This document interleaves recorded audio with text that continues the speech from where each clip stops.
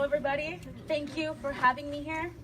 My name is Angela Vasquez, like Alicia just mentioned, and I'm here today to tell you my story of being an immigrant child. I came to the U.S. when I was 9 years old, and imagine being a little girl and having your mom tell you that you're going into a foreign environment with a different surrounding, a different culture, and a different language. But the one thing I knew was that I was going to be someone important one day, and I knew that I wanted to make a difference. You see, elementary school was okay. The first 2 years, I was the one girl who didn't know how to speak English. And I thought I was normal. I thought I was just like everyone else. But at that time was when I realized that I really wasn't. You see, officials estimated 72,300 beyond documented students enrolled in public colleges and universities. Analysis of this issue cannot begin to convey the tremendous amount of stress and anxiety these students endure every single day. As a result of their undocumented status, students refrain from sharing their stories and telling people who they are as an individual. The problem remains that these students are not getting the right aid nor the right recognitions from their schools because they believe that shining a light on being undocumented can potentially lead to an atrocious outcome. But if we fast forward all the way to my high school career, that's when I realized, dang, I'm really not like my peers. I couldn't drive, I couldn't work, and I couldn't do a lot of the things that my friends were doing. But the thing that hurt me the most and what devastated me the worst was knowing that I couldn't go to college, that I couldn't achieve what my goal was just because of a little paper that didn't say that I didn't come from the United States. And that's what hurt me the most. You see, having to talk to a counselor and telling them, hey, I'm not like everyone else. I don't have this social security number that everyone has.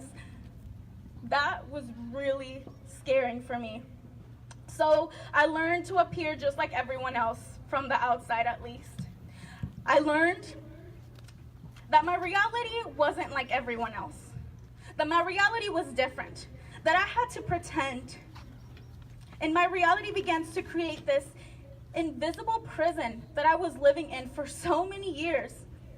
Because if not, I would be in risk of getting deported to a country that I knew very little about, except for maybe old pictures and someone else's memories.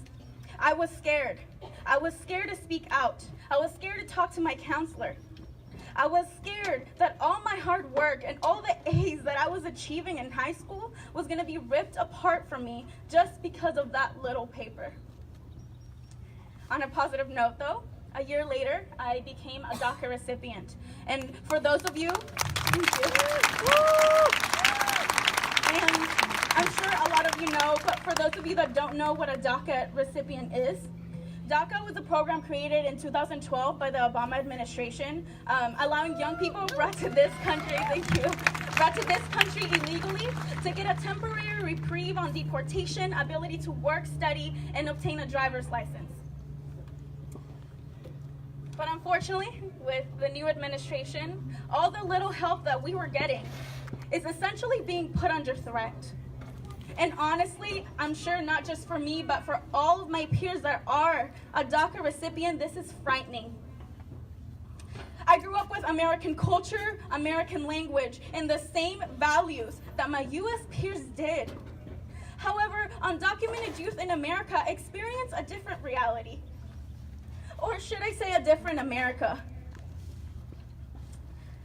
But then I decided to go to Las Positas College.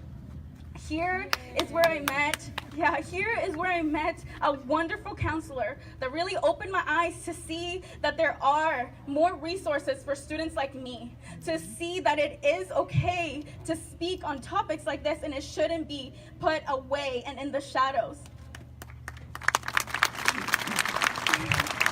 Being a first-generation college student was one of the hardest things because I really didn't know much about college and how to do it or anything like that. So this counselor named Rafael Villa, he helped me so much.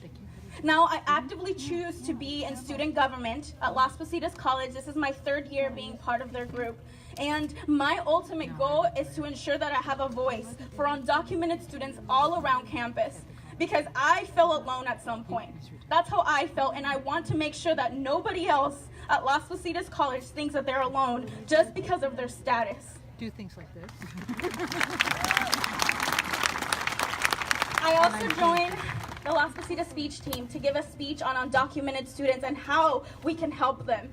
Because they should not have to stay quiet. They should not. They should be able to tell their stories and really tell them what brought them and who they are as an individual. I also joined the Undocu-Ally Task Force, and this is a task force that helps undocumented students from all around campuses. And it's really awesome to see how much of an impact this can be on students just like me. I did all of this to ensure that these students feel safe and like they belong, because no person should ever feel like they're an outcast just because of where they came from.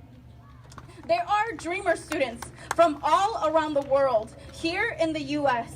They can be from anywhere: China, the Philippines, Jamaica, Mexico, as well as my country of Venezuela, looking for this American dream.